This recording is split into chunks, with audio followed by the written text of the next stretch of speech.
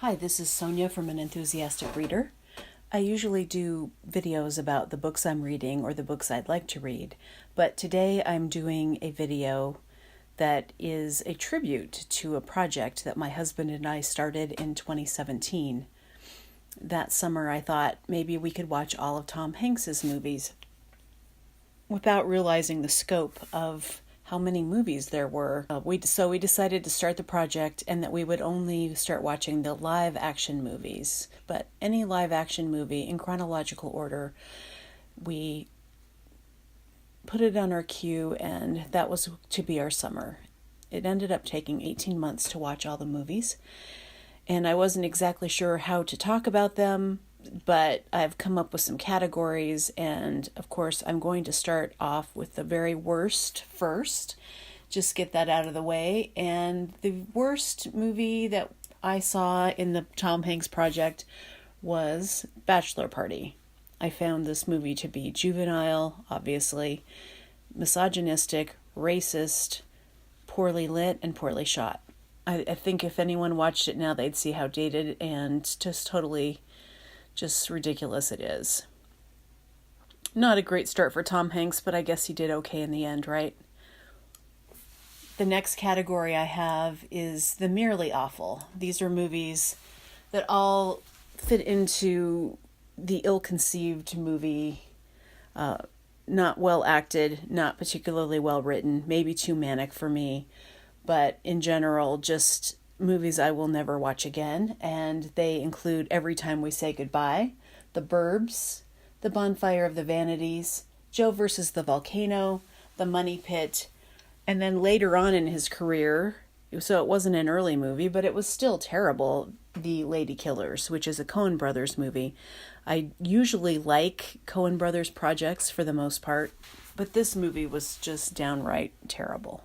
Category 3, I'm calling Arrested Development. All of the Tom Hanks characters in these movies started out as man-child types and may have evolved a little bit by the end, but usually not much.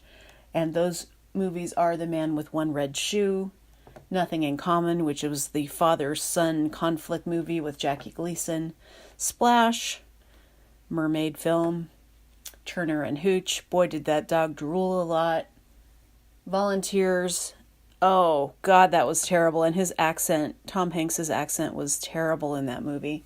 John Candy played basically loud, boisterous, slobbish, lewd John Candy characters. And Dragnet, which was mildly funny, and I remember loving it, or at least really liking it when it came out, but it's terrible too. My category 4 is might have been good, and that is The Road to Perdition. I think the lighting, I don't know what was wrong with this movie, but it was hard to understand. It was hard to see.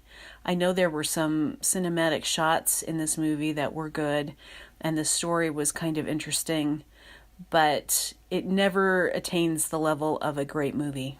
Category 5, The Nearly Invisible Dad. These are movies where Tom Hanks plays a dad, yet he is really not in any of these movies. Somehow they roped him into appearing, or he was producing them and thought maybe he'd add some kind of prestige to the films by appearing, but he's not in these movies. These movies are Radio Flyer, The Great Buck Howard, Extremely Loud and Incredibly Close, and Ithaca. Ithaca by far is the worst of these 4 movies, but all of them I did not enjoy. Category 5 Addendum, Pretty Good Dad, Sleepless in Seattle, and Forrest Gump. The Tom Hanks characters in these 2 movies were good dads. Category 6, Being Manly Men, Apollo 13, Astronaut, The Green Mile, Prison Guard, Saving Private Ryan, Soldier, Bridge of Spies, Spy. In these movies, Tom Hanks plays the stoic, get-it-done type of archetypical American man. I liked all of these movies, and I would watch them again. Category 7, Travel at Your Own Risk. getting into any kind of a vehicle with Tom Hanks in these movies will cause you problems. These movies include, again, Apollo 13, Castaway, The Terminal, Captain Phillips, and Sully. Stay away from planes and Tom Hanks if you can. I liked 4 out of the 5 of these movies. I did not like The Terminal. This was a movie that I was dreading the rewatch on in this project because I knew how much I hated it. And I hated it just as much as I had the first time I saw it. Category 8, Stunt Casting. Forrest Gump, obviously, he was almost a caricature of a character, if that isn't too pedantic. But I liked Forrest Gump quite a bit. Saving Mr. Banks, he plays Walt Disney. He is just a blank slate in this movie. And in The Post, he plays Ben Bradley. And while I like that movie, I know a lot of people thought it was completely boring. I like process movies, so it was right up there for me. But it didn't have to have been Tom Hanks to make that movie successful. Category 9, Seeking Thyself, or Midlife Crisis. P.S. One of these characters has on-screen sex. You never see Tom Hanks in a sex scene, hardly ever in any movie, but in A Hologram for the King, you actually see him in bed with a woman, and he's kissing her, and it's kind of great because he doesn't do that normally. These 2 movies, Tom Hanks is playing a man who is lost, or who's been misplaced, or devalued, and must find his way.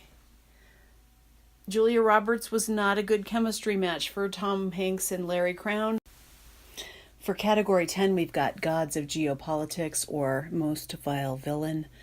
Charlie Wilson's War is supposed to be about the end of the Cold War, brought about by the righteous cause of Charlie Wilson, who was a representative. But I hated the politics of this movie. Pulling strings behind the scenes of regular diplomacy is one of the things that we do worst in this country and trying to cause upheavals in other countries. And The Circle, which is based on Dave Eggers' novel of the same name, Tom Hanks plays the Steve Jobs ultra villain, and he actually was pretty good in this role, I think. However, it deviates from his norm. Category 11, Blatant Money Grab. I would consider all of the Dan Brown adaptation movies to be a money grab. None of them are good. Beautifully shot, maybe, but the Robert Langdon character is basically as stiff as a board. Not at all interesting or believable, and the plots of these movies are indecipherable and based on total hogwash. Category 12, Variation on one base character. We've got the manager type, or the FBI type, or the baseball manager type. That Thing You Do, A League of Their Own, and Catch Me If You Can, all of which are fantastic movies. This is Tom Hanks in his sweet spot, playing the curmudgeonly yet effective role in a movie. He's like a dad, but better. Category 13, hands down best acting, in my opinion. We've got Big, Philadelphia, and Cloud Atlas. I think Big was Tom Hanks's breakout role.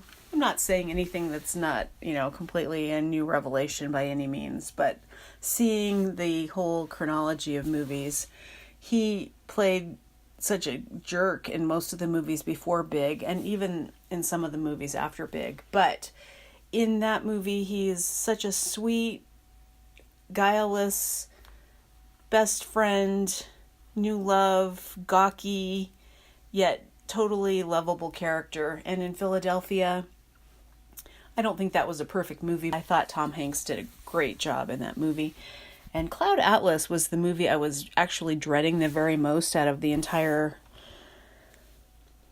list of movies, because I love the book so much. I'm a big David Mitchell fan. I read Cloud Atlas a couple of times in the past, And I just could not imagine how he would be able to pull off this movie.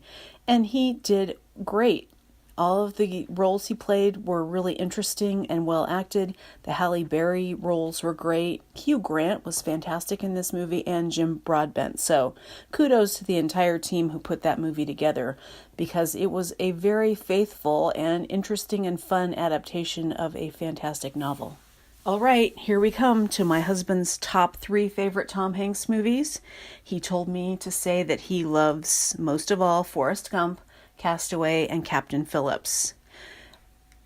Castaway is his all-time go-to movie when he is sick and he is on the couch dying on the couch of a cold, and he will watch Castaway a million times.